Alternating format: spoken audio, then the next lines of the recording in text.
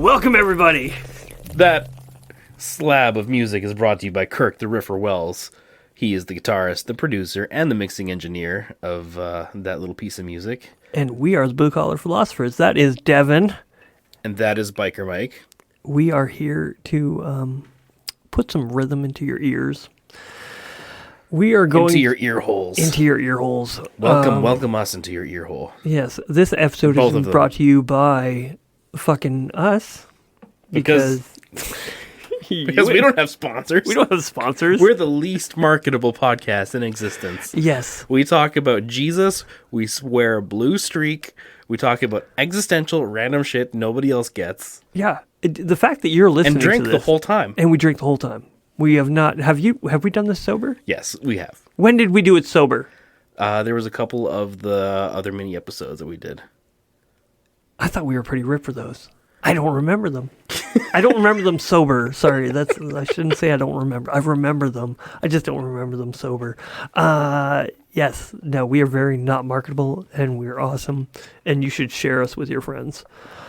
Not the ones you like. If you're part of any Baptist Facebook group pages, please share our podcast there, and just see how long it takes for you to get kicked off. It could be a new game. Yeah. Play a new game of... It's the BCP podcast challenge. Play a new game of, are you even Christian? Are you a Christian? I think so. Maybe? I don't know. I don't even like the phrase good Christian. It's like, oh, I'm a good Christian. I'm like, who says who? Yeah, but we can't say the other thing because that would be other podcast infringement. Oh, yeah. That... I think they took, they went too hard with that one. They were like, hey, let's just be bad at being Christian. Are you kidding? Any harder than we're doing? Like, come on. Yes, no. They were going against the Bible at that point. I think so far we've been pretty on point with what the Bible has to say, where they were like, no, we're going to like manipulate this into not faith. But I stopped listening a long time ago, so... Anyways, we're not promoting them because fuck those guys. Unless they're listening, in which case, sponsor us. Invite us on your show. Invite us on your show, and we can fight, and whatever. You can fight with Mike. I have no dog in that fight. We can agree to disagree. At least I'm good with that. I'm very good at agreeing to disagree. This is a mini episode. Yes, this is going to be another installment of the Sacred Slaughterhouse, where we take a sacred cow and we kill it right in front of you. So, first, before we get into that, we're going to talk about the first sacred slaughterhouse, all the way back in time, to the time of Moses and Aaron and the Jews as they left Egypt. Now, I didn't know this because I completely forget. They created Moses went up to the mountain, and he got the first set of tablets, and then before the upgrade, and... Came back down. They were having a pretty sick orgy, and that's implied. Literal sick. That's implied, not explicitly said. But they were having a good time.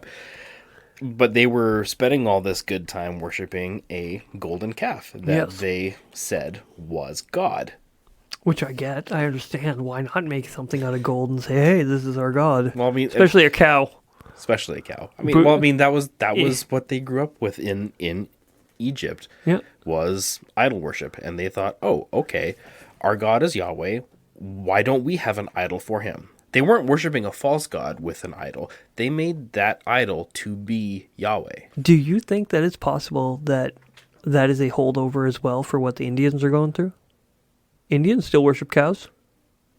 Oh, you mean like in India? India, not in... I don't think so. I think they have a divergent religious path there. Okay. I just wasn't sure because there's some kind of a little bit of similarity there. Yeah. Anyway, Moses gets pretty pissed and kills a bunch of them. Again, because why not? Super metal.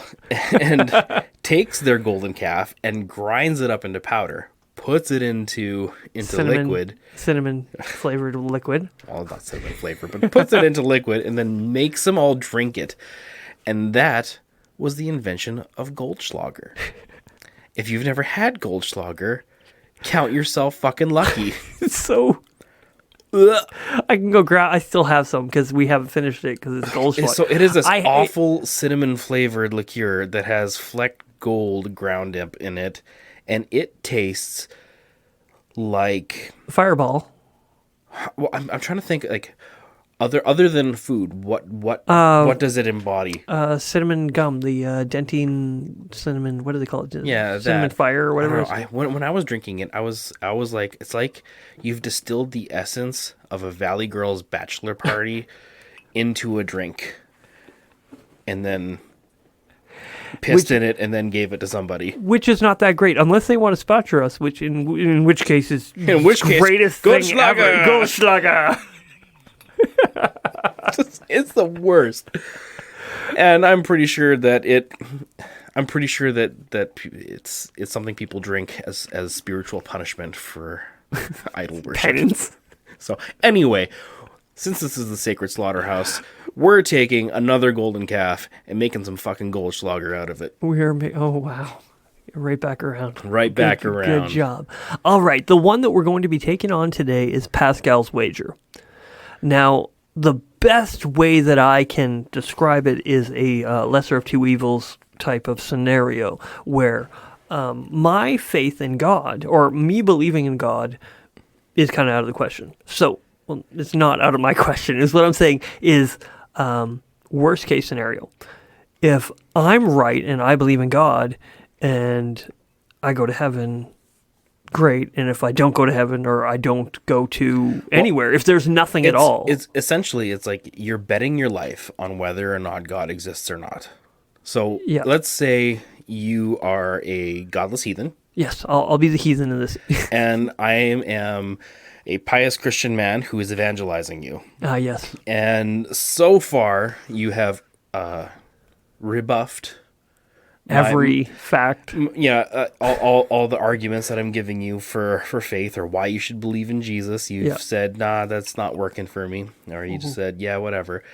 And I finally get to a point where I'm like, okay, dude, consider this. God's not real.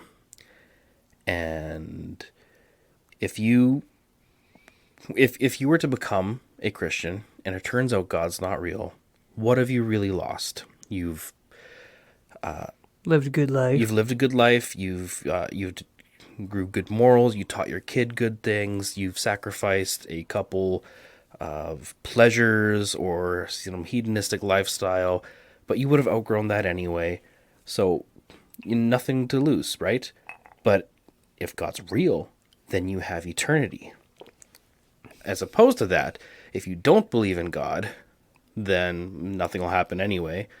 But if God's real and you don't believe in him, then you have eternal hell. What's your bet? If you believe in an eternal damnation. Yeah, essentially. Which is not a close. That's another one that we're going to tackle later. Hell. Yeah. Yeah, so you're betting with your life on what the stakes of eternity is. Yes.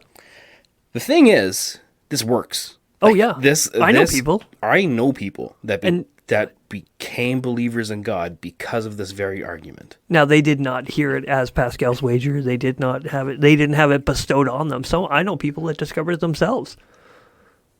Like they were just kind of sitting there. They're like, man, if I'm wrong, fuck. But if I'm right, that's fine. But the wrong outweighs the being right. Yeah. So what's your problem with it? What's the problem? So wrong with Pascal's Wager? What is your personal problem that you would rather see people burn in hell than accept Pascal's Wager? It's a false premise. And if you're going to lean on that as your silver bullet for bringing people to Jesus, you're eventually going to find somebody who's going to take a couple seconds and think about it and be like, yeah, no, I call bullshit on that. One, like you're not giving me nearly enough information. I don't have to. I just gave you Pascal's Wager. That's all you need. Sorry. Well, what God am I supposed to believe in? Is there any others that make mutually exclusive claims to being the right one? Which one has the worst possible hell? Don't you need to ask that of yourself between your faith and Islam, because I think I would be less likely to want to piss off Islam's God than Christianity's God. I think Jesus has more forgiveness in him than Allah does. I don't know, actually. I don't know the consequences. I just know that they go to some kind of... I know that the benefit is virgins, which, who wants somebody that doesn't know what they're doing? Or hopefully are ladies. I don't know. What is the ladies' benefit on... I'm sorry, but as a masculine... That's another discussion for another day. I'm not tackling it. I really want to now. So, in that way, you got to ask a couple different questions. Like, I need more information before I'm able to place a wager on this, because, like, I've been around the block a couple times, and I know that there's more games in town than just Christianity when it comes to what to choose to stake my life on, and not even to mention which branch of Christianity we're talking about. Yeah, exactly. There's some branches of Christianity that butt heads on mutually exclusive grounds. Like, yeah, it gets to the point where it's not just believing in God, but do you need to be baptized a certain way? Do you have to say certain things? Do you need some sort of fire spirit to indwell you and speak in tongues? Oh yeah, there's a lot of... you Christians can't even agree on this sort of thing. Like, which one of you guys is going to wind up in hell? And for those people out there that are like, no, well, I know because I'm in the right one. No, fuck you. Are you?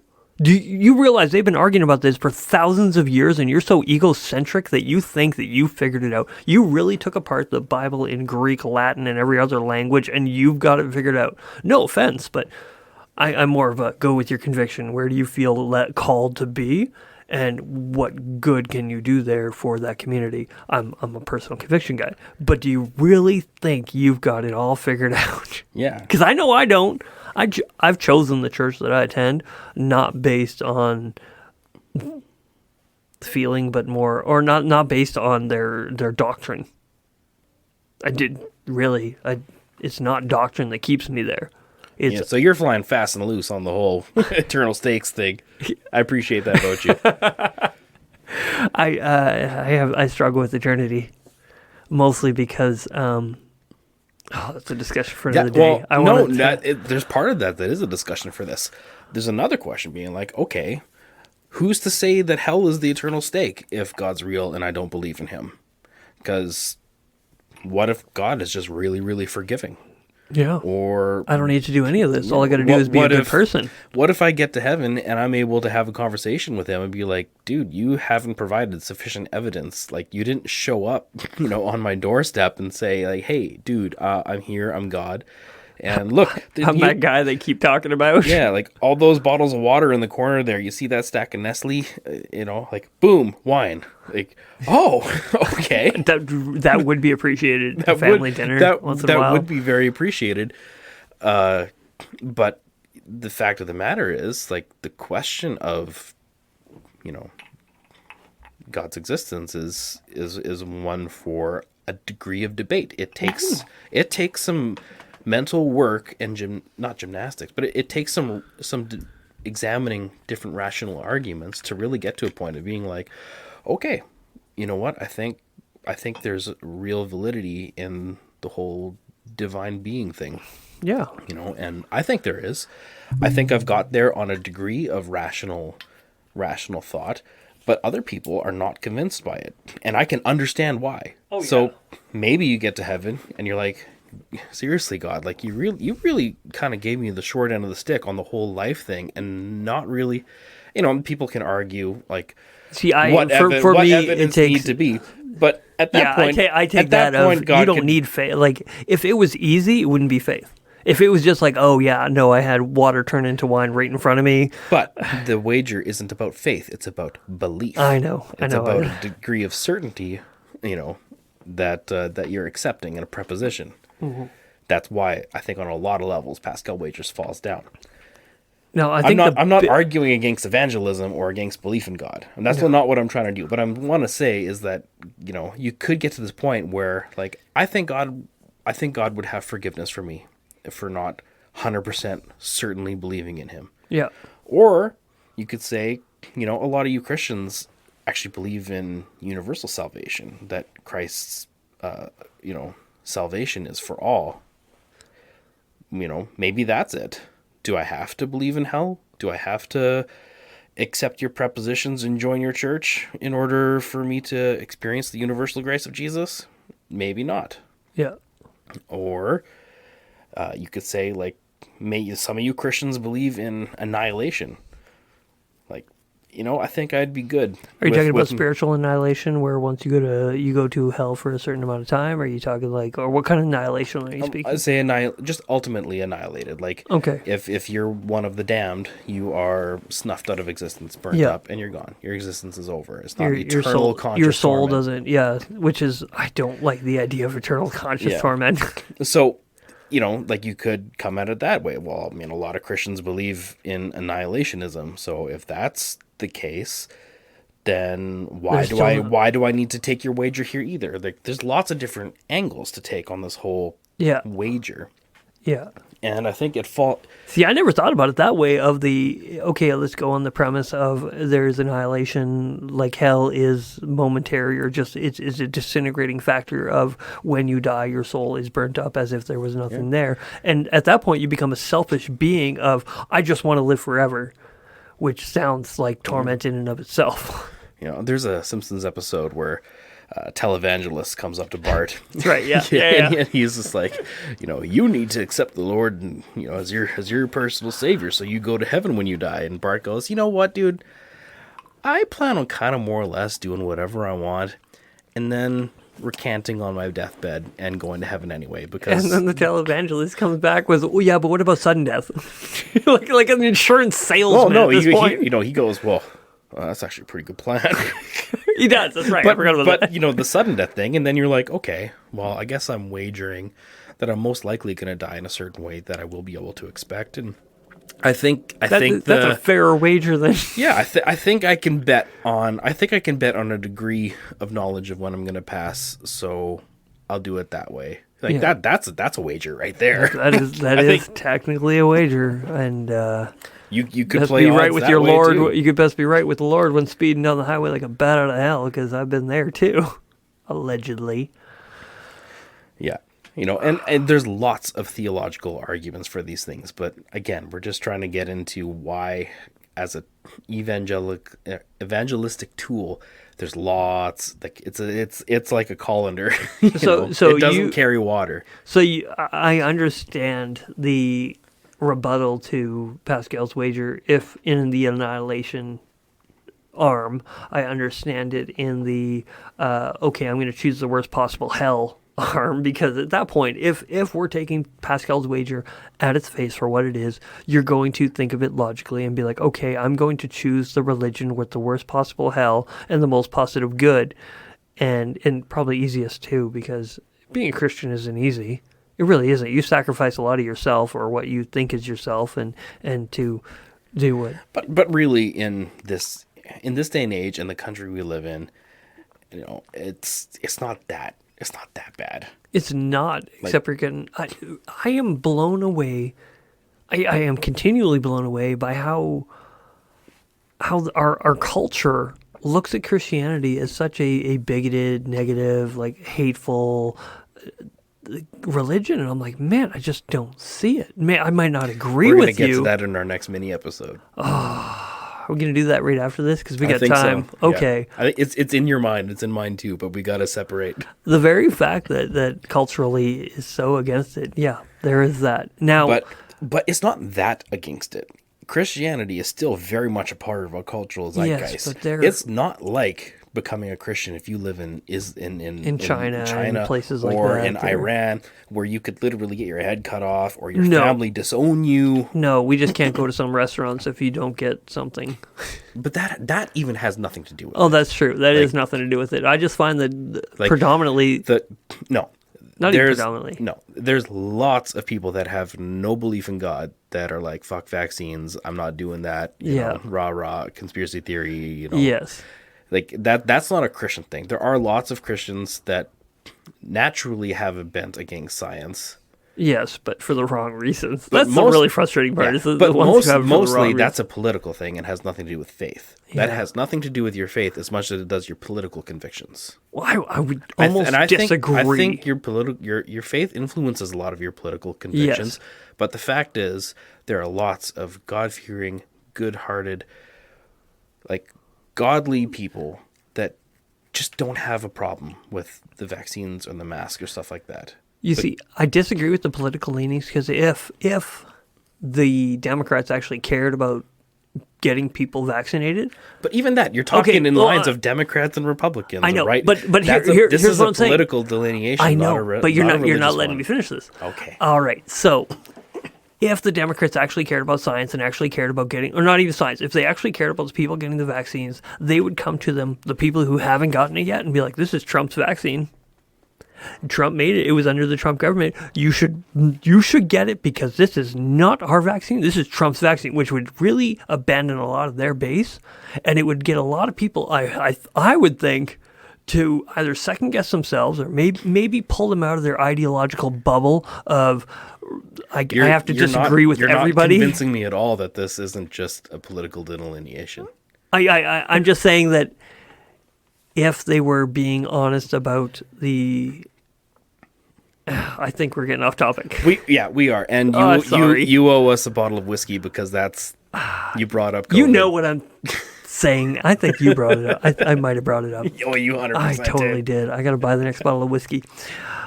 All right, if you guys want to help me out buy a bottle of whiskey, please send money to bluecollarphilosophers@gmail.com.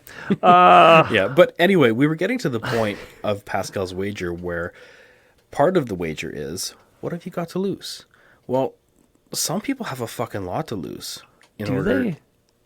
I'm sorry, but I'm like, man, people don't always live the best of lives. And I'm just saying because I'm a person who, I'm living the life that I live in spite of the idea that heaven may not exist. I live in the light of maybe there is nothing after this. But that's just me. Mm-hmm. So, and when I coming from the club world that we do,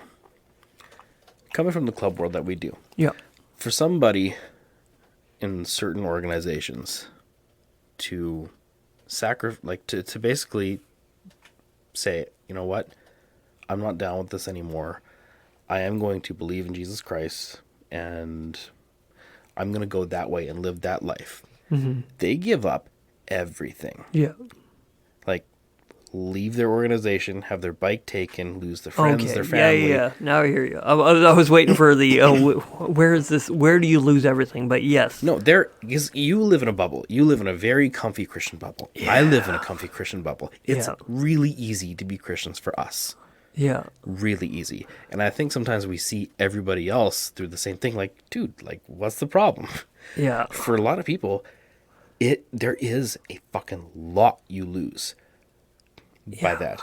Like, you can lose family members. Like, if you're, say, like, have a dad or a sister or brother who's devoutly atheistic, like, angrily so. Almost religiously? Yeah, almost religiously. But you could lose that relationship. You could lose a husband or a wife, even. And at some point, you want to say that if you convert in after you're already married, that can make some problems. Yeah. If you convert from Islam and you live in the Middle East. Oh yeah, no, you got your life on the line. You're an apostate at that point. You get stoned. And I'm not saying these are reasons I'm not saying these are reasons not to become a Christian, because I am a Christian. I think that's the right path. But what I'm saying is Pascal's wager violates Rule 7 of Peterson's 12 Rules for Life, which is pursue meaning, not expediency. Oh, do what is meaningful, not what is expedient. Pascal's wager is entirely an exercise in trying to do what is expedient, not what is meaningful, because you're trying to convince somebody who finds no meaning in your arguments, no meaning in your God, to do what is expedient by essentially betting on the end of his life for what may get him the most good. Instead of becoming a true, honest-to-God convert because of your love for God and your acceptance of the meaning, you're playing the fucking odds. Okay. You're living a lie. Yep. All right. I got no rebuttal for that. And okay, now for this, I do have to do a kickback because Okay. there are people out there who have found their faith through Pascal's wager. I'm going to urge you to listen to what we're saying and understand. Please don't please be don't offended. become an apostate just because we debunked everything that you stood for. I want you I to. don't think anybody's going to be like, well, this is all bullshit now. I've been a Christian for 20 years based on this. Like, I have nobody's doing such that. a low mark on humanity that I don't expect anything less than people walking away from their faith. If they did for that, you were looking for an excuse. I would wager they were looking for an excuse. Yeah. But what I can see is somebody who came to the faith through this line of reasoning being like hurt that we would attack something that God used to bring them to faith. And I understand that. And I will say, this may sound callous, but if God brought you to him through... and we do mean through a false premise, well, then praise God, but it's still a false premise. Yeah. Like, reassess. But the thing is, some people, they say this is the reason. Like the people who say, "Oh yeah, I love my wife because of this, that, and the other," and then you challenge them on, "Okay, well, what if there's somebody more beautiful, more smart, and all this stuff?" And then you're like, "Would you leave your wife for her?" Well, that's not the reason you got with her. It's like, no, you made a commitment. Now, you may be using Pascal's wager as your reasoning for becoming a Christian and not actually having thought of it this way, or not having been challenged on this method. Because if we just debunk it and you're like, yeah, but I still believe, then that may not have been your actual reason. So there's two parts. Fear of hell does bring people to a faith. Yes. It does. Oh, yeah. But it doesn't keep people there. No. Like that is like, it's like a quick shot of caffeine and sugar mixed together. Like it may give you a shot of energy, but it won't take you the distance. Like eventually the fear of hell has to give away over hope of heaven. Yeah. It has to give away of love and relationship with God. And if you don't have that, all you're doing is being a Christian out of fear. You're not living, man. You're not living. And to be honest, most of the people that I know that live in that mode are really awful people to be around. Yeah. Holy shit. Is there some serious negativity and issues there? Because everything's about either being super neurotic about how much you're sinning, or being super neurotic about how much other people are sinning, or super judgmental because everything is colored through the lens of, yeah, but you're gonna go to hell. Yeah. Hell everywhere. Hell everywhere. Satan's under every stone, and hell is around the corner. Yeah, and that's, I got no time to be around folks like that. Yeah, I'm like, no, dude, you're living for the wrong... If you're living every moment of your life out of fear, you are missing out on so much life. Like, I try to live my life as if I'm going to die tomorrow. I'm not saying I'm living in the moment every single moment of my life. I'm living a good and honest life that if I died tomorrow, I would hope I have no regrets other than I didn't live to see my daughter or walk my daughters down the aisle or be with my son in his moment of holding my first grandchild or whatever it is. Like those things I can't control. But I don't want to live this kind of feared of every single like I could go to hell, so I have to be good. That terrifies me. Living as if I'm terrified of hell the whole time is no way to live. Huh. I'm sorry, there's some, I forget exactly what it is he said, but something in there sparked a bit of a divergent train of thought for me that kind of cuts against my point. Is it YOLO? No. Maybe there is an instance where Pascal's wager holds a bit more water. Okay. Is this becoming a full episode unintentionally? Maybe unintentionally. I don't know. We'll see. We'll just keep going. Okay, so if you're already like right there and you have a real desire to believe in God, if you have an attraction to Christ, and you just need a reason, and you just need a reason to get your ass off the bench and down on your knees to talk to your Savior, maybe maybe at that point, somebody's saying, like, you're already there. What have you got to lose to take the step and go experience what the faith is like? And if it doesn't work for you, then no harm, no foul. Like, just take the leap. Okay. So, this has been an odd sacred slaughterhouse. Fuck! It's not, I wouldn't give it a golden calf. I'd give it a bronze kitten. A bronze kitten. I still think that we made some hamburger out of it, but maybe there's a bit of steak in there. Yeah. Just a little bit. Oh man, this is weird. All right, cool. And this is in the moment, guys. We did not, you guys know we didn't plan any of this. No, we came to shoot the sucker in the head. And no, we mercy killed it, but at the same time, I don't know, we got something out of it. I don't know, there's something there. There's something there. Not much, but for somebody in that boat, oh, fuck yeah. that carries water. Dude. All right, let me check the time really quick. 31. Oh, still fits the mini episode. It still fits a mini episode. All right, so with that, we got to end it. And are we done? Well, we're going to do outro music. Hit our fucking music. Not yet. God bless. Don't be a dick.